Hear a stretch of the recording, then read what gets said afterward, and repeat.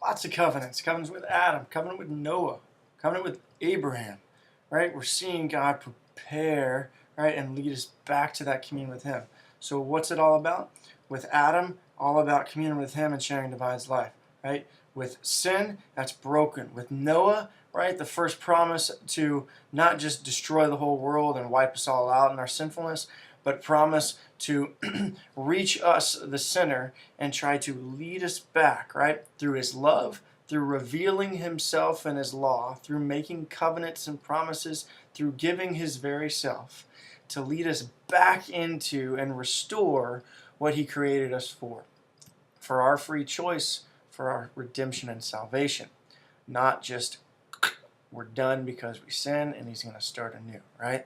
So here we go, the beginning of what the church is all about. The church is that place for all sinners, right? The refuge for all sinners, all those after Adam, to reach and receive God's law, God's self, right? For his revealing of himself, for that restoration, for that communion, right? For that movement towards, right? So already with Noah, we see that promise to continually move us towards him, and so leading up to what the church is to be, right? So prefigurement, hidden idea of what the church is supposed to be, and that there is to be that place of turning to the Lord, so that there is not just Redeemer and boom, right?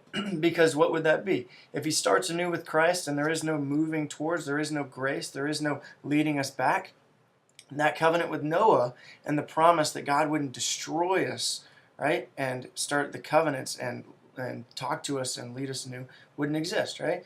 So if it was just Christ and no church, there would be no covenant with Noah, right?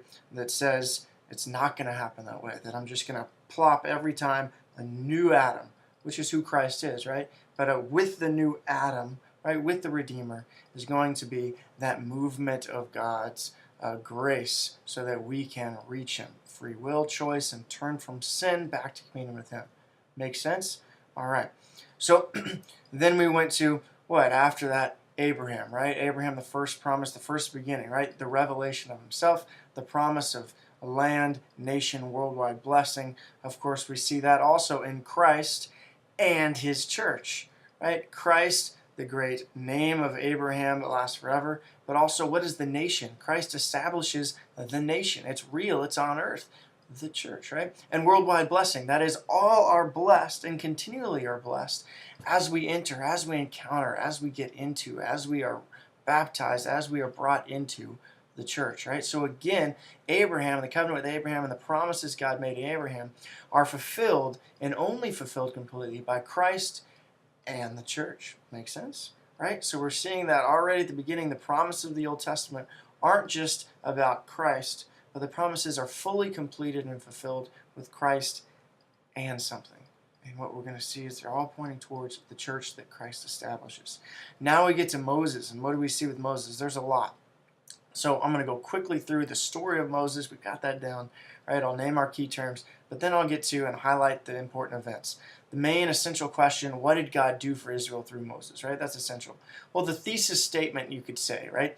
The evaluative statement that then you want to develop and explain and give proof of and give evidence for this being true is this. That yes, God revealed himself to Moses, and through Moses, God revealed himself to Israel, the nation, right? Not just Moses, Israel, right? It's together, right? God delivered Israel from slavery, pointing towards the future, right? Christ delivering us from slavery to sin, right? In Egypt through Moses, yes, but Israel is supposed to be, right? Free from slavery as well, free from that. Right? God created the covenant with Israel through Moses, gave them the law to which Israel was immediately unfaithful. So let's go through a few points. First, God calling Moses, right? Of course, we remember this story. Egyptian Pharaoh turned against the descendants of Abraham because they grew too numerous. They were afraid that he would rebel and conquer Egypt, so he, right, makes them slaves, right? Enslaves them, kills a bunch of infants, right, against all male Israel children. Moses is saved, right? Mom sends him afloat in the Nile. He's found by Pharaoh's daughter, and he's raised by his mom, right? Moses raised as both the Egyptian and a Jew raised by his mom, so he understands the Jewish history and who he comes from, but also he's in the Egyptian court because he's Pharaoh's daughter, adopts him. He runs away because he kills the red Egyptian, afraid of what's going to happen. Vocation God gives Moses when he's older is he's going to lead the Israelites to freedom. Right, he's going to go speak to Pharaoh. God gives him his name. I am who am. Right, I am always. I am now. I am. Right, not I was, not I will be, but I am. Being itself is God. Right? Then we get the Exodus. Then we get the story, right? And the first message that God says to Moses to give to Pharaoh is God called Israel his firstborn son. First of all, look back to Genesis. Remember that? What's the relationship between us and God supposed to be? Right? God is our God. Adam is not just creature, but Adam is son, right? God is father. Father-son relationship. And so what do we have when God made the promise with Noah? Right? That all of a sudden he's not going to just kill us, but he's going to lead us back to that communion. What's the problem with Abraham? That he's going to call Abraham and Abraham's family. Right? What do we see right here then? We see this starting to be fulfilled. Right? God calling Israel, right, the family of Abraham, descendants of Abraham, his firstborn son. Right? Father-son relationship. Right? The father-son relationship. All nations, remember that other promise to Abraham, all to be blessed through him, right? All to be other sons through the firstborn son.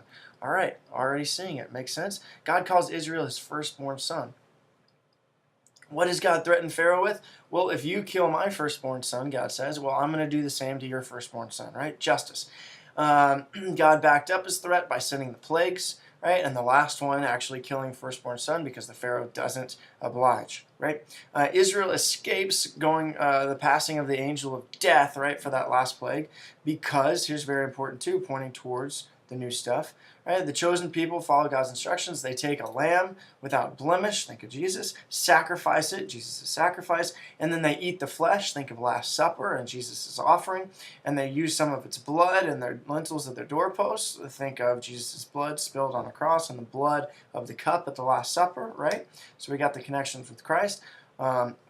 What did God order Israel to repeat? They said, repeat the Passover every single year. Don't forget that God saves us, right, from oppression. God fulfills the promise to Abraham about the descendants because Israel itself was enslaved in a foreign land for 400 years. And then God brings judgment, right? They go on their exodus. That is their mass departure from Egypt out into the desert. God takes care of them, gives them miracles, feeds them with the manna, feeds them with quail, feeds them with water, right? Gives them all this stuff. God gives all these miracles. Continuing on, finally they get to Mount Sinai and they get the covenant with God, right? What's the covenant? To God's own possession, that's what Israel will be among the peoples of the earth. And they are to be a kingdom of priests, God says, a holy nation. Highlight that, underline that. They are to be a kingdom of priests. Who's to be priest? All of them. It's a common priesthood, right? All priests, all the firstborn, the whole nation is the firstborn. Holy nation would bring salvation to the world, right? The promise of Abraham fulfilled, right? So we've got the nation that's going to bring all, right, to God. That's what the priesthood is. The priest, right, is the go-between. Here's God, right? They're supposed to bring the people, all other nations to God, and bring God to the people, right? The conditions of the covenant, Israel would keep the law God gave them, the Ten Commandments.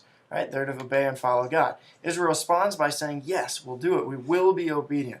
All right, fantastic. What's the connection between this assembly of Israel and the church? Very important. Highlight it, start, here it is. The Hebrew word for the entire assembly of Israel is called kohal. Greek translation, ecclesia, from which we get the word church. So when Jesus says to Peter, you are rock and I will build my church, right? What the readers see is you are rock and I will build my new assembly of Israelites, an assembly of God's people. So what do we have? We have the old nation of Moses. Jesus is establishing the new nation, right? That's what he's saying. And Peter is the rock that it's all going to be established upon.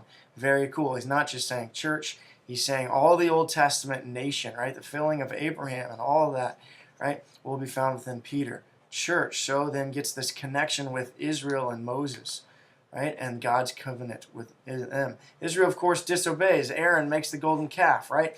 All of a sudden, Moses is mad. He shatters the Ten Commandments. Then God establishes, says, all right, we got a new order. The Levites who are faithful, they are going to be the priests, not everybody anymore, right? So the Levites, right, become the ministerial priests, and they serve the people and try to bring the people to holiness. The people, right, go through them, right, to God now, and God through them to the people, right? It says, in effect, because Israel had shown that they couldn't overcome temptation, right? God gives them Deuteronomy, a second law, more laws, intended to keep Israel separate from the nations. So instead of worldwide blessing to all the nations through Israel, now Israel's separated because they're supposed to receive that communion with God themselves, and they can't do it, right, with all the people around them, right? So all of a sudden we see a rupture. We see a falling from that original communion with God, and all nations will be blessed. That promise of Abraham. So it's unfulfilled with the people at Moses' time, right? So that almost got there, but unfulfilled, right? That all will be blessed through them, right? It's supposed to be through Moses and the covenant, but it doesn't happen. All of a sudden, then let's recap preparation for freedom from sin. Right, that's what's going on. Participation and free will in the Passover meal. They partake of the sacrifice in the Passover, right? All this stuff. They receive a new covenant, right? There's that common priesthood. They're supposed to be all the firstborn son. Think Genesis, right? Adam, right? And all his descendants are supposed to be God's sons, right? But they are not. There's failure, rejected, so a new set of priests. And so think of the New Testament. Remember what we talked about. Now all of a sudden you have the priesthood, the ministerial priesthood that serves the sacraments in the church, right? All of a sudden you see a connection, replacing the common priesthood that all are supposed to bring God to the people, to the whole world. And now think today, everyone who's baptized then is baptized into the common priesthood, right? So you got the priests that serve the people and the people that are supposed to follow God and do what they're supposed to do, right? Bring God to the people. Now we have that, right? So we see the connection. Now a new set of laws set them apart in Moses' time because they fail. Think of Abraham. But think today Christ frees, right, and brings about all that freedom. And so all of a sudden all nations now will be blessed through Christ.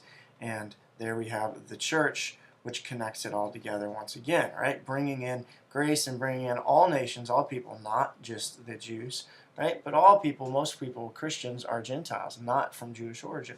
So there we have it, recapping it all.